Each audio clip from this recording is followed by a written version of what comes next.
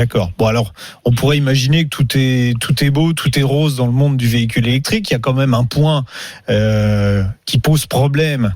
Et nous, on appuie là où ça fait mal pratiquement toutes les semaines.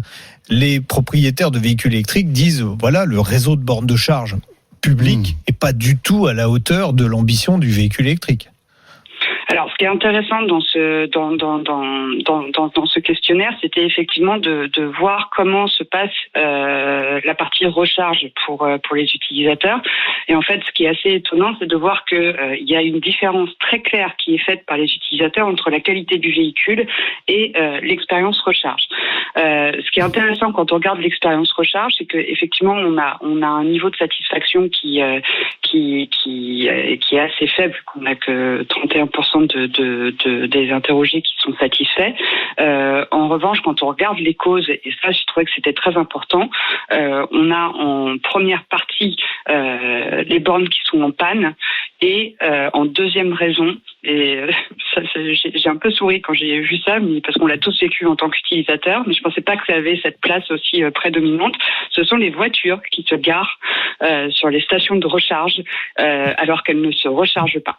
Voilà. Et en fait, moi, une des conclusions que j'en ai tirées, c'est que finalement, c'est pas forcément la partie qualité de service ou la partie conditions tarifaires ou même la reconnaissance du badge. Tout ça, c'est très très loin derrière les causes d'insatisfaction. Donc, ce sont pas les principales causes d'insatisfaction.